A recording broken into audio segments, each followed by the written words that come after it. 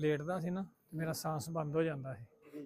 ਉਹ ਮਸਲਾ ਮੈਂ ਲੇਟ ਨਹੀਂ ਸੀ ਸਕਦਾ। ਜੇ ਲੇਟਿਆ ਵੀ ਹੈ ਤਾਂ 10 ਮਿੰਟ ਲੇਟਣਾ, ਉਸ ਤੋਂ ਬਾਅਦ ਫਿਰ ਮੈਨੂੰ ਨਾ ਸਾਹ ਉੱਠ ਕੇ ਚੱਲਣਾ ਫਿਰਨਾ, ਮਾੜਾ ਜਿਹਾ ਚੱਲਣਾ, ਸਾਹ ਫੁੱਲ ਜਾਣਾ। ਮਤਲਬ ਵੀ ਹੁਣ ਮੈਂ ਲੇਟ ਵੀ ਸਕਦਾ, ਕੋਈ ਮਸਲਾ ਨਹੀਂ, ਮੇਰਾ ਸਾਹ ਬੰਦ ਨਹੀਂ ਹੁੰਦਾ, ਕੋਈ ਖਾਂਸੀ ਨਹੀਂ, ਕੋਈ ਗੱਲ ਨਹੀਂ, ਕੋਈ ਬਾਅਦ ਲੇਟ ਸਕਦਾ, ਰੋਟੀ ਪਾਣੀ ਵੀ ਖਾ ਸਕਦਾ। ਮਸਲਾ ਬਲਕਿ 2 ਟਾਈਮ ਦੀ ਬਜਾਏ 3 ਟਾਈਮ ਮੈਂ ਰੋਟੀ ਖਾਣਾ। ਹੁਣ ਭੁੱਖ ਲੱਗਦੀ 3 ਟਾਈਮ, ਸਿਹਤ ਵਾਸਤੇ ਖਾਂਦਾ 3 ਟਾਈਮ ਰੋਟੀ ਖਾਣਾ। ਸੌਣ ਵੀ ਠੀਕ ਆ, ਸਾਰਾ ਨੀਂਦ ਵੀ ਠੀਕ ਆ, ਅਰਸ਼ਾ ਠੀਕ ਆ, ਪਾਣੀ ਪੀ। ਇਹ ਤਕਲੀਫਾਂ 1.5 ਸਾਲ ਤੋਂ ਹੀ, 1.5 ਸਾਲ ਤੋਂ। ਦਵਾਈ ਐਲਰਜੀ ਚੋਂ ਮੈਂ ਦਵਾਈ ਖਾ ਰਿਹਾ ਸੀ। ਹਾਂ, ਉਹ ਮੈਨੂੰ ਕਹਿੰਦੇ ਤੇਰੇ ਦਿਲ ਦੇ ਨਾ ਪੱਠੇ ਕਮਜ਼ੋਰ ਹੋ ਗਏ। ਉੱਥੇ ਹਫਤਾ ਹੋ ਗਿਆ, ਮਾਸ਼ਾਅੱਲਾ ਮੈਨੂੰ ਸਕੂਨ ਆ। 0321 77 39 344। ਉਹਨਾਂ ਨੂੰ ਹਾਰਟ ਦਾ ਹੀ ਮਸਲਾ ਸੀ, ਉਹ ਵੀ ਸਾਡੇ ਨਾਲ ਦੇ ਬਾਜ਼ਾਰ ਦੇ ਗਲੀ ਦੇ ਵਿੱਚ ਕਰਦੇ।